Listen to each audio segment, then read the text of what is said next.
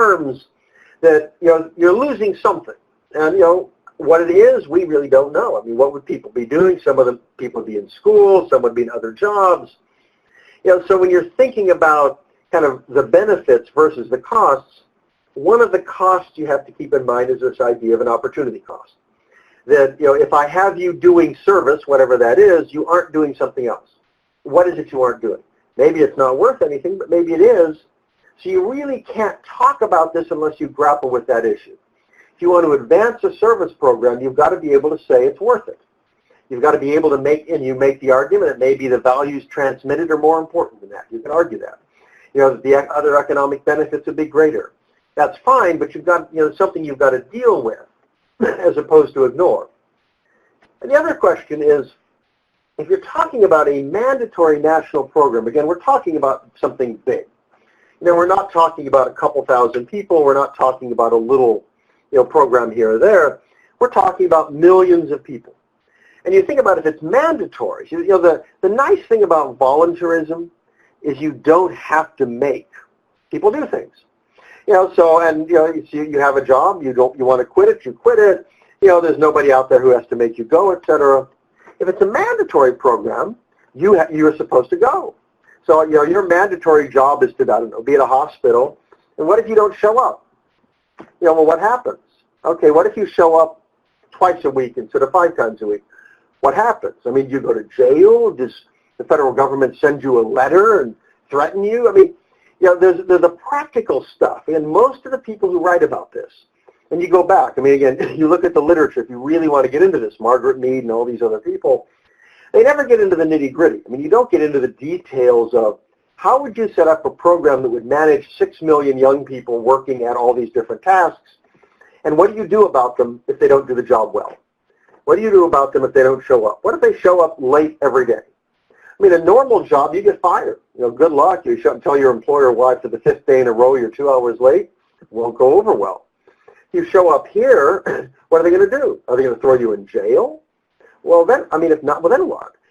So this, again, this practical sense of how this would work, when you go from, say, 2,000, to 2 million, to 6 million people, you're talking about massive transformation.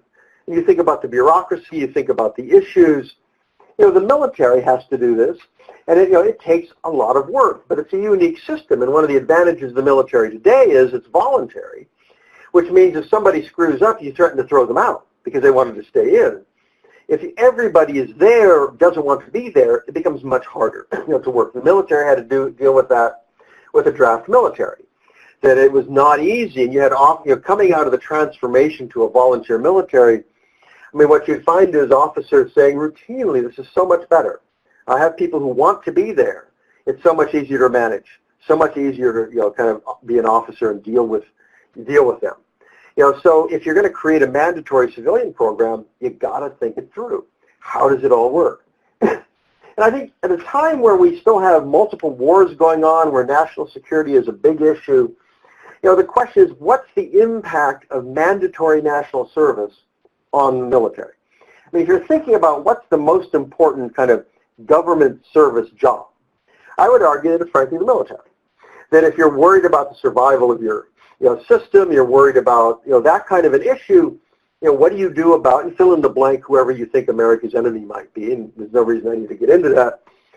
But the question is then, if you create a civilian program, what happens? Well, military people worry that it becomes a competitor. I mean, today you have people who definitely want to serve. I mean, my nephew is a SEAL. I mean, there are a lot of people out there, they want to serve their country. But if you create this whole different program, which frankly doesn't have the same risks, doesn't have the same dangers, you may very well pull people away from the military, that's the very people you want to have in the military. I think another challenge there to think through, you talk about mandatory national service, people typically put together and say, well, you can be in the military or civilian, but they really are very different. And I'd argue they're different in 2 important ways, one of which is military service really is service to the country. I mean, in the sense that the government is sending you out to do things. Typically, civilian service, I mean, even if it's mandatory, mandated by the federal government or paid for by the federal government, still for the most part is service to individuals or service to companies or institutions. if you're working in a library, you don't really think of yourself as serving the nation because you're shelving books in the library, even if you're part of some program. It's just a very different feel to it than the military. And I think the second point that's critically important is just a different level of risk and danger. I mean, a lot of folks in the military don't serve overseas. They don't face that. But, the tip of the spear, combat arms, I mean, at the end of the day, the military does something unique that has, special risks. So do you actually say that shelving books in a library is the equivalent of being in the military? Do you really want to give them equal status in terms of service? Some people have proposed, your service system could say, be 2 years in the military or 3 years in civilian service. I mean, people come up with things like that to try to deal with it, but I think it is one of the challenges, that you have to worry about what a mandatory national program would do for the current system that matters most of service that the U.S. has. And then just a lot of worries in terms of how that might impact service at a time where the U.S. government faces a lot of financial burdens, the world looks very uncertain. Is this the kind of program that would be useful at this time? And finally, there's simply a question, I think, of cost, which is, the U.S. government is effectively bankrupt. I mean, if you want to see, if you're into and interested in the numbers, you go to the Congressional Budget Office website. They have analyses looking out over the next 10 years. And what they say is the next 10 years, federal deficits will probably hit $1 trillion. That's without a financial crisis. An annual federal deficit will be $1 trillion. Where does the money come from to pay for national service? Again, this idea of opportunity cost, that if we're borrowing $1 trillion, can we afford to add yet another program? Now, you might argue that the benefits are clearly worth it. You might argue that there are ways we get the money back. You could argue that, in fact, we should cut other programs. I mean, all of those are fair responses, but it's something I think that needs to be addressed. That to talk about a really big new program, millions of people and all these jobs, that is something which is, well, somebody's going to ask you how you pay for it. And so how do you do it? Again, it goes back to the practical issue. What would it cost? If you propose something and your opponent says, yeah, but what would it cost? They just kind of came up with this idea. Who's going to pay for it? You have to be able to answer that and say who's going to pay for it. So I think that you look ahead, nobody really doubts, I think, that service is a good thing. I mean, that's something where I think across the political spectrum, I think virtually anyone that I can imagine in American society, any politician you could imagine, go to Capitol Hill, who would disagree with the idea of service? And in fact, that's why so many Americans do service of some sort to some degree. You could argue it'd be nice if they did more, but lots of people do. They contribute, they serve, they work with local groups. So do you want to turn that into kind of a political program? And I think that it's both expand it massively and make it coercive. Because again, if you really want national service, you're talking about mandatory national service, it takes you into a different realm. It's one thing to ask everybody, please serve. To show by example why they should serve, it's a very different issue. If you want to essentially say, if you don't serve, you go to jail. So are you going to cross that? And to me, that, you get back to the debate, those are the kinds of big issues. I doubt anyone is going to argue against service, but it's, do we actually view coerced service even as service? I mean, is this service? Is it service if I don't want to do it? Is it if the only reason I serve is because I go to jail? Otherwise, is that really service? Certainly doesn't. Is that compassion? I do it because I'm afraid of jail. These are issues I think that are very, very deep but very important. In trying to work through this concept of national service.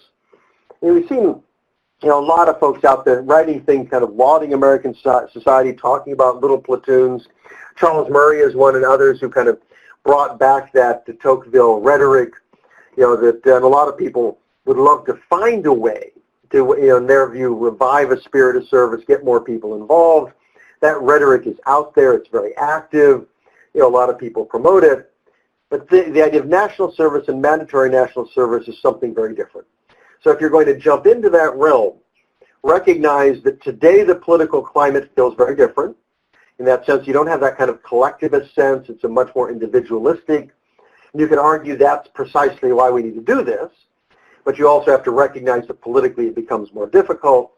And you have to work on all these practical issues because it's far more than a kind of a philosophical issue. It's a very practical legislative issue if you really want to make this happen. So I think I'll stop there. I'm happy to take any questions and kind of go over anything that you all have questions about and try to help you in any way that I can.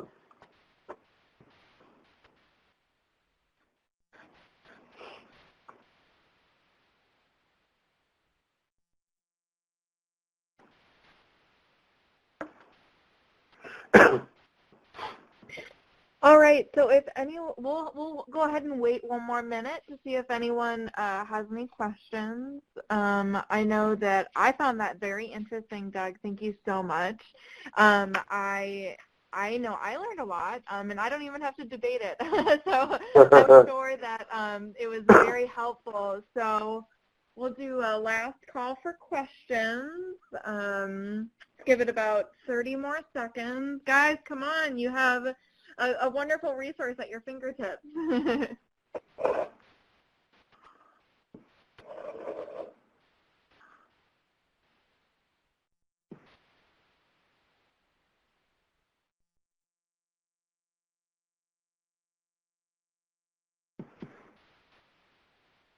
Alrighty then. So if there's no other questions, I guess that means that there was a great presentation that already answered all their questions. If they're interested, the Cato website has some of my studies that I've written over the years on this. So, if they wanted more detail, they could clearly go to that.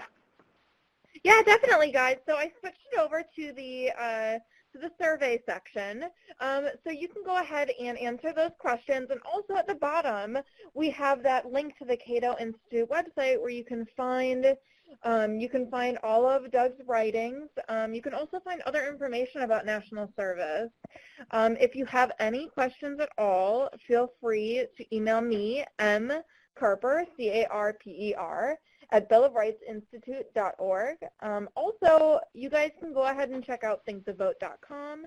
It features a lot of current events that are going on that could help with debate.